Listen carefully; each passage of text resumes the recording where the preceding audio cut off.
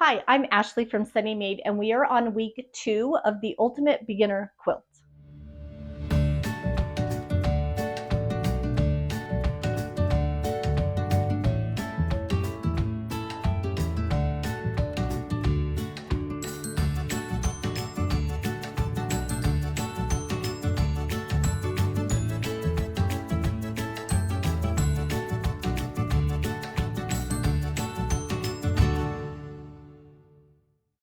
Hello friends, welcome back. I'm glad you're here. We are tackling week 2 of the Ultimate Beginner Quilt series. This is a series that is made ultimately for beginner quilters or those that are still learning to quilt and are wanting the super basics. We are doing nothing fancy here. We are just going step by step of the process, and I'm going to show you how to put together a quilt from start to finish.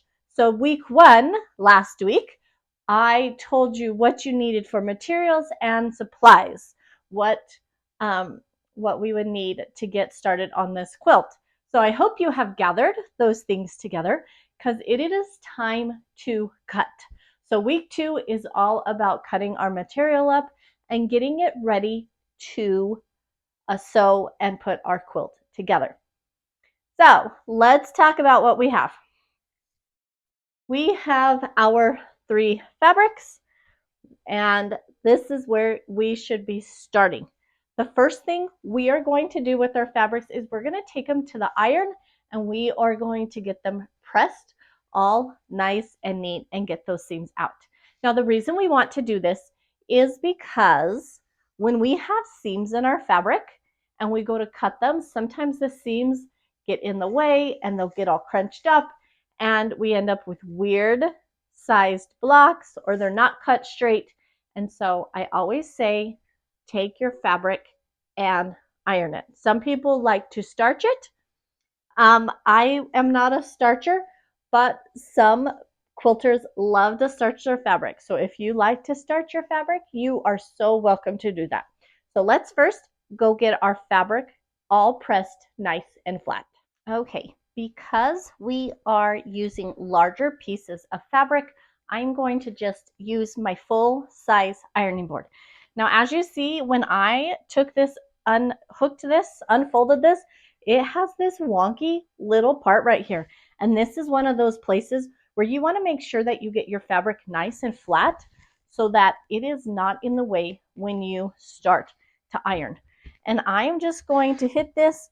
I do use steam. There's some quilters that don't use steam, but I like to steam it, especially in the beginning right here when I'm trying to make my fabric nice and flat. That seam just gives me, the steam just gives me that little extra heat where it smooths everything all nice and flat. So get your fabric all ironed, and I will meet you at the cutting mat.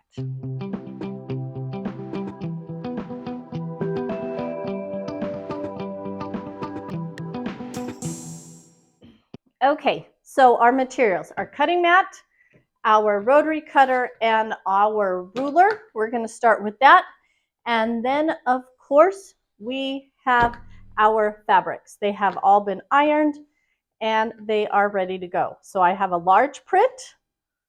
I have a small print, very light colored background. This is called low volume when you have a light colored background. And then this one is considered a blender because it is mainly a color, but it's mainly a solid color, but it brings the fabric line all together. Now, tip number 1, instead of using your cutting mat, so it goes this way, because if I put this on it, let me zoom out a little bit more. There we go. If I put this on it, it barely goes top to bottom this way. So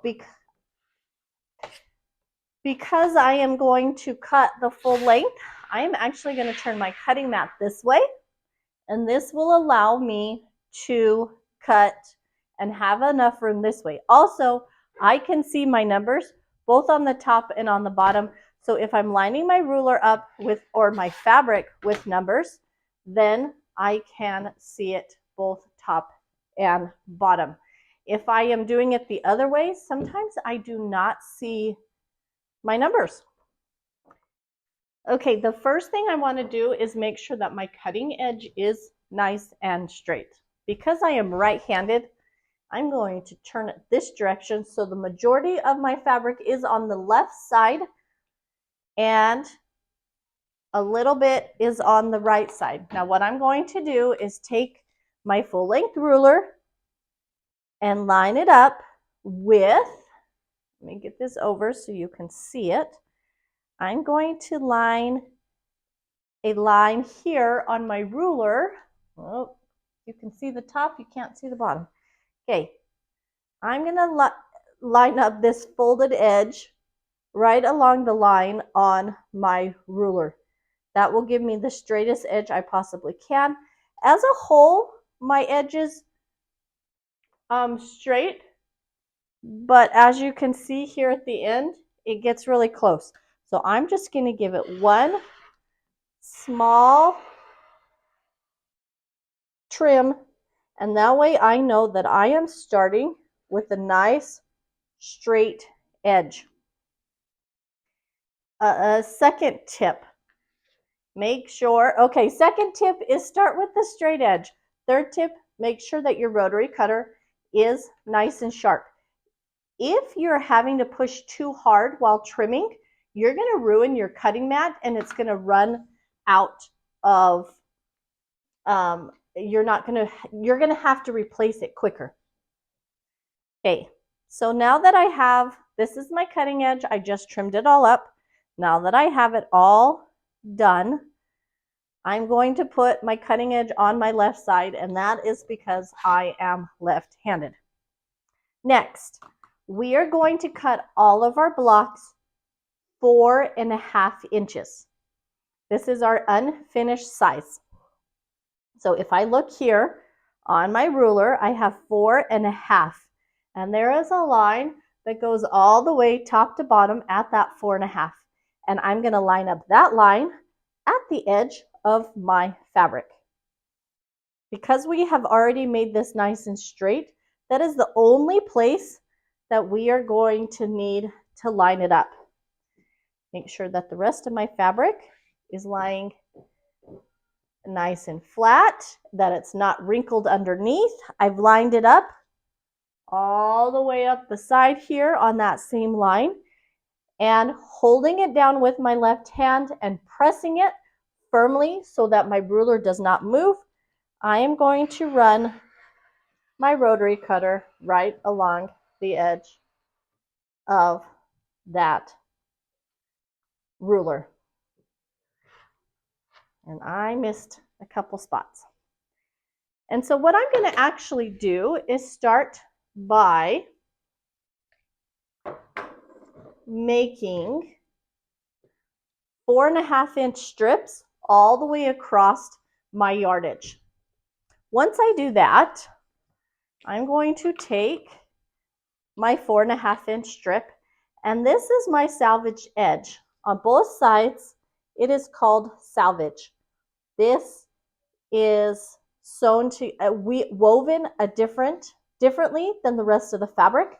And so I want to cut this off so that it is not part of my quilt. It just makes it stretch differently, and we don't want it a part of our quilt. We definitely don't want the white showing through when we're putting our quilt together. So I'm going to line up. You can either choose to line up the top edge or the bottom edge with a piece on the ruler. And then I'm going to trim off those salvage edge. Just like with any quilt, if you are right-handed, you hold the ruler down with your left hand and you cut with the right. So set up your fabric accordingly. Now that I have a strip that is 4.5 inches top to bottom and all my salvage is cut off, it is time to make my pieces. Once again, we're going to line it up at that 4.5 line.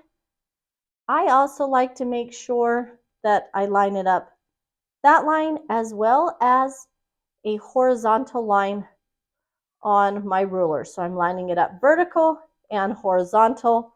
Hold it down with your left hand and trim with your right. Now, if you are left-handed, you would hold down with your right hand and trim along the left side of your ruler. I'm just going to pull my strip out a little bit so I can see where I made that cut.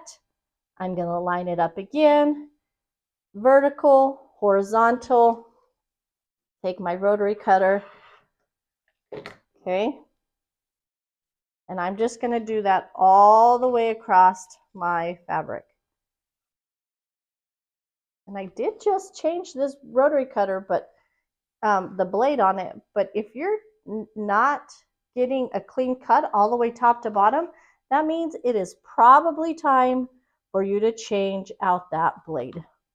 And it's super easy to do. They're fairly inexpensive, and just change it out. It is so much easier on you, your arm muscles, your hands. If you've got arthritis, you want to make sure that you are changing out that rotary blade. Okay, from each strip of 4.5 inches, you should get 8 squares. You could actually take this piece here. I would take it to my ironing board and iron it open so that this seam, this crease is not there, and I could actually get another one. So technically you can get 9 out of each 4.5 inch strip. So what we're going to do is we're going to take our fabric from 3/4 yards of fabric. You can get 6 4.5 inch strips. Then we're going to divide those strips up into 8 pieces, and we're going to end up with 48 of this fabric. We're going to end up with 48 from this fabric, and then we're going to end up with 48 from this fabric. So start working on these and get them all trimmed up and ready to go for next week.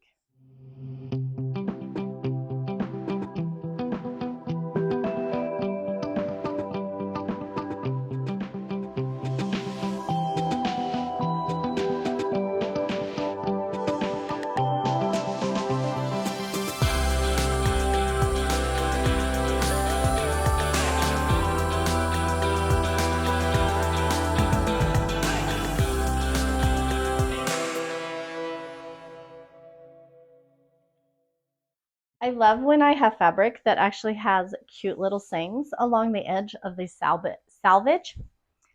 This fabric line is actually Zinnia by April Rosenthal of Prairie Grass Quilts. And on the side of this one it says, "After the storm, the flowers will bloom."